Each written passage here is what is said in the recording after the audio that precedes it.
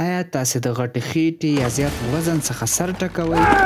هر کار چې کوئ وزن او خېټه مو نه کمیږي؟ دا ویډیو تر اخره وګورئ. سلامونه ملګرو، پښتو فټنس ته ښه راغلی. په دې ویډیو کې موږ ستاسې سره 7 داسې مهمې نکتې او رازونه شریکوو چې په مرسته یې کولی شئ ځان د چاغوالي او غټې خېټې څخه د تل لپاره خلاص کړئ. چاغوالی او غټه خېټه لرل سره له دې چې اندام ورسره بد ښکاري، نورې بلاوې هم در باندې راولي. ډېری داسې ناروغۍ شته چې د چاغۍ او زیات وزن سره تړلې دي، لکه شکر، وینې غوړ، وینې فشار او داسې نور. خو مخکې له دې چې د دغه بلاو ښکار شئ، ښه ده چې غم یې وخورئ. غواړو له تاسې واورو چې تاسې د خېټې ویلي کولو لپاره کوم کارونه کړي. کمنټ کې راته ووایئ. راځئ دغه نقطې په غور سره واورئ. اول غذایی رژیم یا ډایټ. د خېټې ویلي کولو یوازینی راز چې بې له دې خېټه وزن کمول ناشونې ده، هغه رژیم یا ډایټ دی. که چیرې ستاسې د خوړو برنامه سمه نه وي، هیڅ فرق نه کوي چې څومره کوشش کوئ، نتیجه نشئ اخیستلی. همدا دلیل دی چې ډېر خلک په وزن کمولو کې پاتې راځي. ډایټ یا رژیم چې د کالورۍ کمښت یا کالوري ډیفیسټ هم ورته وایي، دا د خوړو یوه ستراتیژي ده چې دومره خوراک پکې کیږي چې د هغې څخه لاسته راغلې انرژي د بدن د مصرف څخه کمه وي. بدن د فعالیت لپاره هره ورځ یو ټاکلې اندازه انرژۍ ته چې په کالوري اندازه کیږي ضرورت لري. دا انرژي د خوړو څخه لاسته راځي. اوس که چیرې بدن ته د مصرف څخه کمه انرژي ورسیږي، نو بدن د مصرف د پوره کولو لپاره په ذخیره شوي چربي چې د بدن په بېلابېلو برخو کې لکه خېټه کې د هغې څخه استفاده کوي، چې په دې ډول د بدن چربي ورو ورو کمیږي او وزن هم ورسره کمیږي.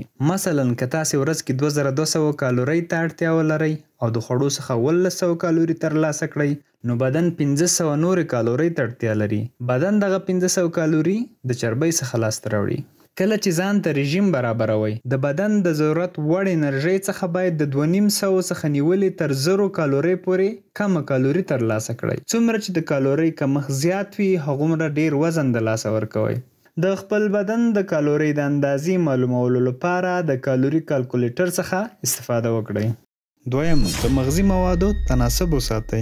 د کمې کالورۍ ترڅنګ دا هم ډیره مهمه ده چې تاسې دا کالوري د کومو مغذي موادو څخه ترلاسه کوئ. پروټین، کاربوهایدریت او صحي چربي یا شحم 3 مهم مغذي مواد دي چې باید ستاسې د خوړو برخه وي. د یو ښه ډایټ لپاره دغه طلایي قانون په یاد وساتئ.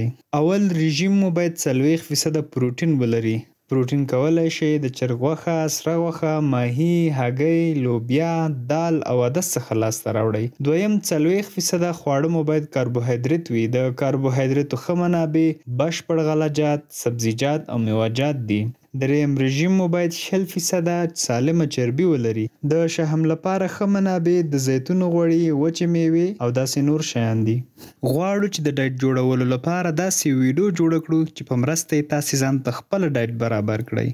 خو د دې لپاره به یو شرط وي. شرط دا ده چې تاسې زموږ ملاتړ وکړئ. تاسې باید زموږ یوټیوب چینل هم سبسکرایب کړئ. کله چې په یوټیوب کې زموږ سبسکرایبر تر 0 واوښت، موږ به دا ویډیو خپره کړو. په دې هیله چې زموږ ملاتړ وکړئ. زموږ د چینل لینک د همدې ویډیو په کمنټ کې ترلاسه کولی شئ. لینک ته لاړ شئ او پښتو فټنس چینل سبسکرایب کړئ. دریم، د پروسس شوي خوړو څخه پرهیز وکړئ. که غواړئ چې ښه نتیجه واخلئ، بوره لرونکي شیان، سره کړي یا ډېر غوړ خواړه، نوشابې، انرجانې او پروسس شوي خواړه مه خورئ، ځکه دا خواړه ډېر زیاته کالوري لري خو د کیفیت له پلوه ډېر ټیټ دي.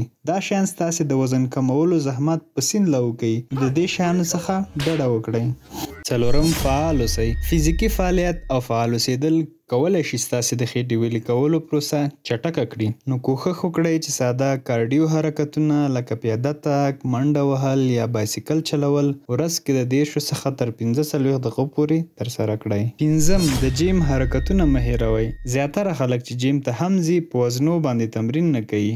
یوازې د خېټې حرکتونه وهي یا هم منډه یا بایسکل چلوي، خو په وزنو د وهلو له ګټو څخه غافل دي. په وزنو تمرین کول د بدن میتابولیزم سرعت لوړوي او عضلات غټوي، چې په نتیجه کې بدن ډیره چربي سوځوي. حتی تر دې که تاسې استراحت هم کوئ، نو بدن چربي سوځوي. همدارنګه د وزن کمولو پر مهال د چربۍ سره سره عضلات هم کمیږي. خو د باډي بلډینګ ورزش کول د عضلاتو د کمیدو مخه نیسي. نو یوازې د خېټې په حرکتونو او منډه وهلو تمرکز مه کوئ، په عضلاتو مو هم کار وکړئ. شپږم، کافي خوب وکړئ. کافي خوب کول د وزن کمولو لپاره ډیر مهم دی ځکه چې د خوب پر مهال ځینې هورمونونه لکه د کورتیزول هورمون راښکته کیږي او د رشد هورمون ترشح کیږي چې د چربیو د تجزیه کولو او د عضلاتو په ترمیم کې کومک کوي.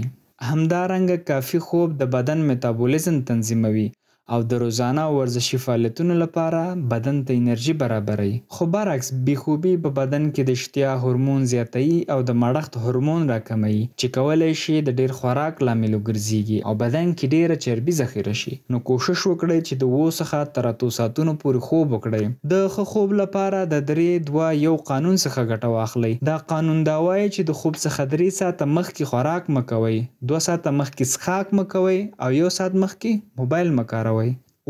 پریمانه اوبه وڅښئ.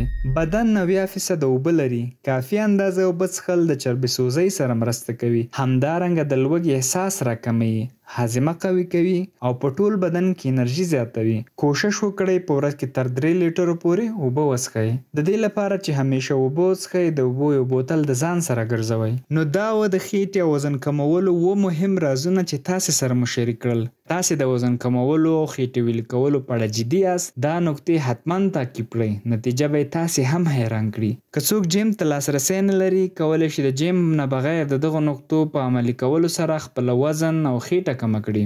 که دا معلومات مو خوښ شوي وي له هغو ملګرو سره چې چاغ دي یا خېټې غټې دي هم شریک کړئ. د نورو ګټورو ویډیوګانو لپاره د پښتو فټنس چینل سبسکرایب کړئ.